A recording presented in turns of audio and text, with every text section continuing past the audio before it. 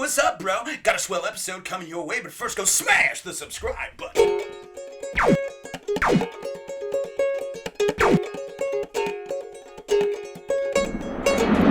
Hey, how you doing? Welcome back. Welcome back to my stories. My studio. Whoa, where the magic happened. Sorry about that. I whacked the table. That'll happen sometime. Anyway, I'm here as always, as ever, with my lovely little wifey, Mrs. Kaylee the ukulele. Always say hello, Kaylee. Singing like a birdie today. And that's God's honest truth.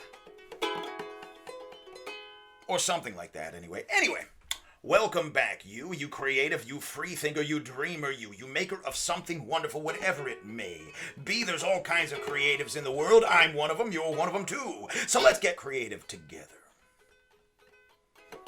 All right, and today's pep talk, does it have a theme? Probably. Yes, the theme is about reverence. It's about being reverent to those creators who have come before us and left behind this wonderful modern world for us to appreciate why it's perfectly astounding. Whatever your setting may be. If you're in Keokuk, Iowa, or Manitoba, Canada, if you're down on the grasslands of Argentina, and to talk through your teeth like this, or if you're in the desert outside of Adelaide, Australia, and you're watching the kangaroos run by, chances are there is some modern marvel staring you in the face, be it something seemingly simple, even a road, or a piece of farm equipment. First glance, you think, oh yeah, what do I care? But look fucking deeper, you. See the minds at work that brought it into the world. See the innovators. See the engineers. See the mechanics that made it possible for that thing to provide some farmer somewhere the opportunity to plow his field more times over than he could have with a horse and, hand plow, for God's sakes. Think about that food in your belly as a result. It's satisfying.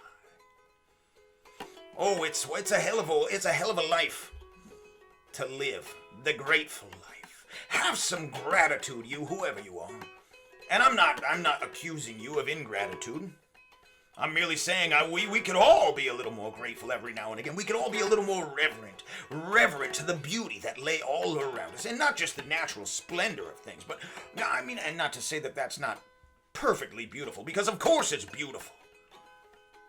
But moreover, I'm talking about the beauty of the good works of creatives just like you and I. That mural that just went up, you don't even know about it, but it just went up and it's right downtown, only you haven't gone on a walk down there. Because you're holed up in your apartment, willing the inspiration to come. You're saying, come here, inspiration. Come get me. I'm here, I need you, I want you. Well, you can't force it. You can't force it. You can't force it to come. You can wait for it to come. It's out there somewhere, that inspiration. It's coming to you.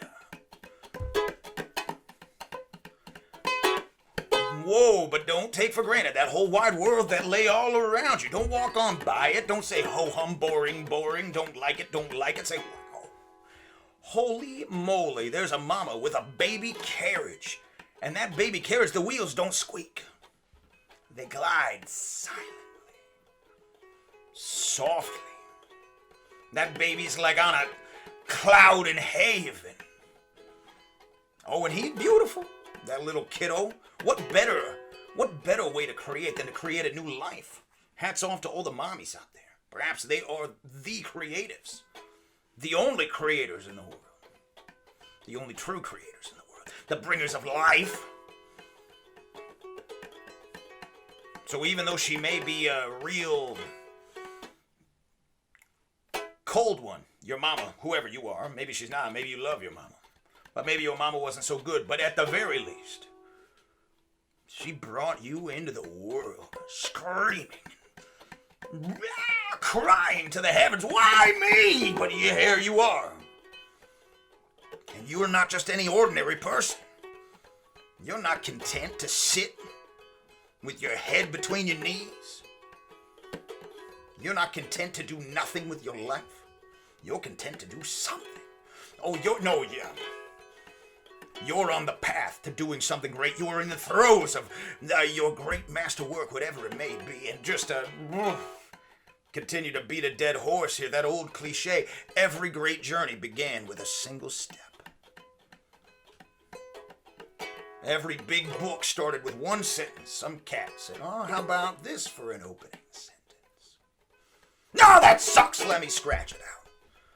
How about this? That double sucks. Let me try it again. All right, and you understand what I'm going with. What I'm getting at here. Such is the nature of what it is that we do. But we love it. We can't not do it, you and me. We gotta bring those things into the world, whatever it is. This beautiful painting. A devil with a man bun. A tall tale about a construction worker who tamed a wild steamroller and fed him on little bits of gas and motor oil until he grew up into a great big steamroller, and they used him to steamroll all those killer mutant cockroaches that took over the city. Smash, smash, smash, pop, pop, pop. Wouldn't that be a doozy of a dilly of a thing? But then you see, though, that inspiration ain't gonna come to you unless you listen. Stop shutting out the voice. You know the voice I'm talking about. You gotta listen for the voice. The voice don't speak loudly sometimes. Sometimes the voice whispers. And you don't hear it because you're watching Gordon Ramsay reruns on YouTube and you say, Jittery Jeff, the celebrity chef. You know what I mean. Listen for that inspiration. God, it's all around you. It's right outside. Go get it. Go get some. Close your eyes. Sit very still. Wait for it. There's bound to be a dose of inspiration, a little spark, a little flit, a glittery little pixie flying around this room right here and now. It's coming for you. Wait for it. It's coming to get you. And when it does, hold it down. Don't let it get away. Don't let it get away. It's all about that feeling, man. That's what it is. That is your confidence. That is your confidence as a creative. Working its way up. Working its way, through. Getting into you, coming out through your fingertips or your toes if you're a tap dancer, and thank goodness for all those tap dancers out there. It ain't me, but maybe it's you. And I feel for you. You tap dancers who can't go out and tap dance because tap dancing has been deemed non-essential by the powers that be. Well, I'll tell you what, tap dancing is essential. So, on that note, let's all be reverent to the fact that we have a grand opportunity on our hands. A grand opportunity. There has been a cataclysm here in the world. A horrific occurrence. And of course, I tip my hat to all the victims of the terrible thing that happened. Which I won't name specifically because you know of the one I'm talking about. But to all of us, the performers, or even the visual artists, who are looking forward to having crowds of people gathered around to appreciate our good works, our doings in the world. Can't do that socially distanced. Oh, you can do it on this computer machine. It's one of the reasons I'm doing this goddamn podcast. I used to do this in person week after week, which I'm still doing, goddammit, and you should too. If you used to host an open mic, go out and host an open mic. Nobody's stopping you. You just got to do it outside in the cold air, which might be a challenge if you live in the Highlands of Scotland, where it's a little cold right now, I'm sure. But no good thing ever came into the world with any great amount of ease. And that's all right. That shit'll happen. Don't worry about it. No great thing ever came into the world with a great amount of ease. The greatest things came into the world through sometimes generations of hard work and sacrifice. Working your fingers to the bone, literally or figuratively. Bringing something into the world, that's when you brought something worthy into the world. And that's when you lay down in bed, you'll have that feeling. That's what it is. The feeling of eudaimonia. Eudaimonistic feelings. When you lay down in bed and you say, God damn it, I exerted my every goddamn effort bringing this thing into the world. And ain't it a beauty? And you can look at it. I don't know what it is. Maybe it's a boondoggle keychain. But maybe you devised some new way of weaving the boondoggle. Holy mega moly, that's amazing. In my case, I recite my poetry to myself because it pleases my ears. Because I'm proud of it. I just updated my website. And it was no small task. It ain't easy updating a website. Now, I mean, that's all up for debate. Maybe comparatively it is when you used to have to write the code. I know I'm doing it on fucking Wix. Which, by the way, if you're a creative, get on. This isn't a plug or anything or a sponsorship. I wish. I wish. No, but on a very real note, if you got a couple of bucks in your pocket, consider investing in a website. Get a domain name. You can do it on Wix or whatever the fuck. I guess some other people are doing Squarespace, but I do Wix. Works real good. Works real good. You can make a good looking website with one of those. And then, you gotta get out in glad hand, don't you? You can't just make a thing and then sit on it. You can't keep it in the closet. Maybe you can, but I don't recommend it. I mean, isn't your intention to do something good? Like all of those people around you to which you are reverent. Of course, you are reverent to these things that they brought into the world, man. This microphone. Some cat designed this microphone. Some cat brought little Kaylee here into the world. Some grand ukulele maker. And God, I'm seriously in awe of the craftsmanship that lay in her gentle neck and her supple, curvy body. And she likes it too. That's why she keeps singing, all right? Don't act like I'm objectifying my ukulele. She is no object, all right? We are in equal partnership in this whole endeavor of lifting you up, whoever you are. Speaking of which, don't get down. Stay lifted.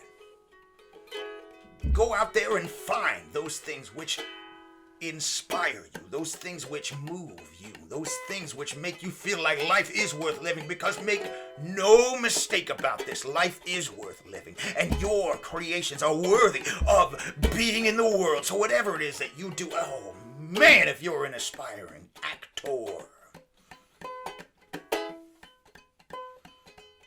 I think you had damn well better hit the ground running.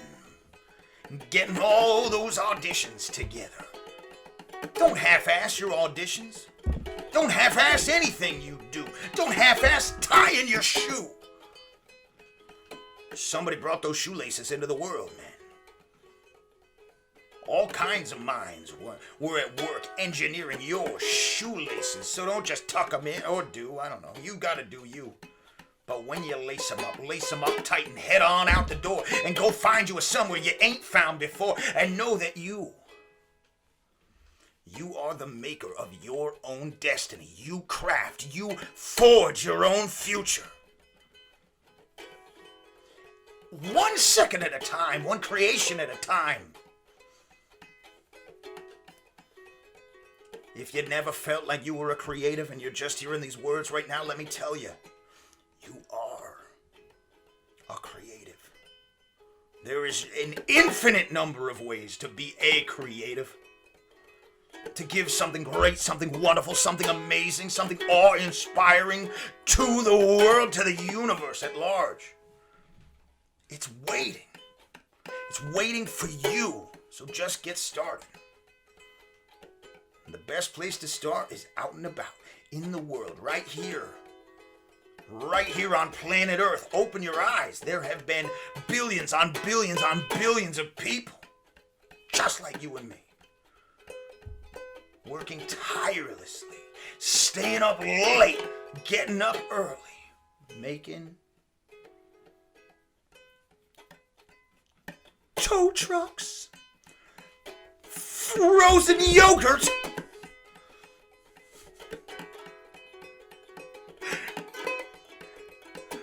toilet books and zines and things. They're making things. Composing operas, baking macarons, ow, in the Italian meringue style, whittling wood, whittling little wood sprites to sell at the flea market, and people walk by and they didn't even know that their eyes would be so treated to something so cute as those little wood sprites that you chose to whittle. But it all started one spark, one little glimpse of that wood sprite living within that piece of wood that you picked up on your hike. And had you not gone on that hike, had you just resigned yourself to a life of mediocrity, had you condemned yourself to the ranks of a do-nothing, had you not taken that action, that thoughtful action, with those people walking down the lanes of that flea market, just waiting to see your little wood sprites that you whittled with an old buck knife that your great-grandpa gave you. Well, you know the rest, you, whoever you are. So today's a fantastic day, indeed a stellar day, to either resume your good works, or indeed get started on your good works, or indeed put the finishing touches on your good works, or indeed get your good works out into the world any way you possibly can. There's 7.5 billion people out there. Go talk to them. Don't be shy. Don't be shy. Don't be ashamed. Don't be ashamed of your talents and your good works. They are phenomenal. They are, oh my God, they're outrageous. It's a raucous world out there. It's a never-ending party. It goes on 24/7, and there's a bazillion people out there just waiting to be lifted, to be inspired by you.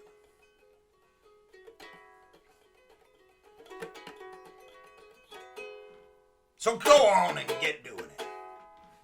Just do. Okay, and I think that'll conclude today's pep talk here at the Need a Lift podcast. I hope you found it so inspiring. And if you did, hey, leave me a comment down below. That would be fan-fucking-tastic. Okay, hey everybody, we have reached that pinnacle point in the episode where we're going to today's artist spotlight. That's right, every week here at the Need a Lift podcast, I spotlight one great creative, one freethinker, one doer, one dreamer, one true original from history, be them living or dead, to throw the spotlight on. And no, it's not a full-blown biography. It's more of a tip of the hat, if you will. And I only hope that it will inspire you if you have never laid eyes on or heard the, or experienced or felt the good works of this individual, that you go out and seek them out, because they're out there, I'm sure. Anyway, with no more further ado, today's artist spotlight is Thomas Nast, American editorial cartoonist. You might be saying to yourself, Thomas, that sounds so familiar. Who that Thomas Nast? I better go Google that. Indeed, go do it. Go do a Google image search. Now, Thomas Nast has been billed as the father of the American cartoon. Prominent, prolific in the 19th century, which is the 1800s, if you want to get, technical about it. Now, what did Thomas Nast do? He challenged, the corrupt politicians of the day. Indeed, you want to say the pen is mightier than the sword. Thomas Nast published in different periodicals of the time, and granted, that was the internet back then, were those fucking periodicals. the Saturday Evening Post and shit like that. Anyway, he took on the corrupt politicians of the 19th century New York City, namely Boss Tweed.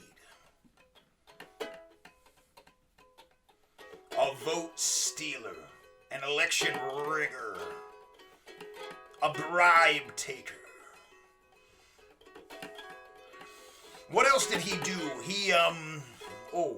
He spoke out against injustices. Against, the newly freed slaves in the South. And against, the injustices against the, Native Americans. Indeed, he professed many an unpopular opinion of the day. And he did it with bravery and courage, and he did it all with a pen and a pad and horrific-looking caricatures. Go check them out, man. They'll dazzle your eyes. And as a cartoonist myself, I really admire the man for being brave enough to day after day listen for that inspiration and draw a representation of his opinion of the news of the day. So hats off to you, Thomas Nast. Thanks for doing what you did. It's fantastic. Okay, hey everybody. That just about wraps up today's episode of the Need to Live podcast. But I've got one slight reading for you, okay? And this comes from The Man Who Tapped the Secrets of the Universe, which of course I've lost the cover of. I would show the cover. It just looks like a pamphlet. Anyway, written by Glenn Clark, all about a cat named Walter Russell. I think I've mentioned them before. Anyway, with no more further ado, of the 5 principles of success that Walter Russell lays out, those being humility, reverence, inspiration, deep purpose, and joy. And joy is the clincher. Yeah, you gotta choose happiness. Be happy, you. Anyway, from number 2, a very short installment. Jesus, that's all washed out, isn't it? Anyway, reverence. All right, a quote. It begins with a quote from Walter Russell. No one can make a sale, write a book, or invent anything without first having that deep reverence which makes him know and feel that he is merely an interpreter of the thought world, one who is creating a product of some kind to fit a purpose. If you always look toward the visible product, you merely look toward the effects of the cause. If you look reverently in the inward direction toward your inner self, you will be amazed at what you will find. If you are alone long enough to get thoroughly acquainted with yourself, you will hear whisperings from the universal source of all consciousness, which will inspire you. And these are actual messages, actual revelations, telling you, guiding you, showing you the way to the source of the thought world, into the world of what we call creation, to produce through your interpretations the images which crowd your mind, which you do not see. What does that mean? Replay it. Find out. Back to the text. You will soon find yourself using the cosmic forces, which you also cannot see, instead of working blindly in the dark. I learned to cross the threshold of my studio with reverence, as though I were entering a shrine set apart for me to become co-creator with the universal thinker of all things. I do not say as I enter my studio. Listen to this. I do not say as I enter my studio, I am a sculptor. I ought to be able to do that thing. Instead of that, I say, I am an interpreter who can think that thing within me which is worthy of being done. When I get that feeling, that rhythm, that meter, that measure which comes to me as an inspiration, then I know I can produce it. And nobody under heaven can tell me that I cannot produce it.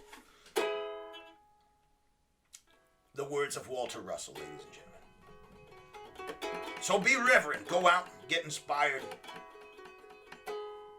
and bring something wonderful into the world. Today is your day. Thanks for stopping by, everybody. We'll see you next Wednesday, okay? Say goodnight, Kaylee.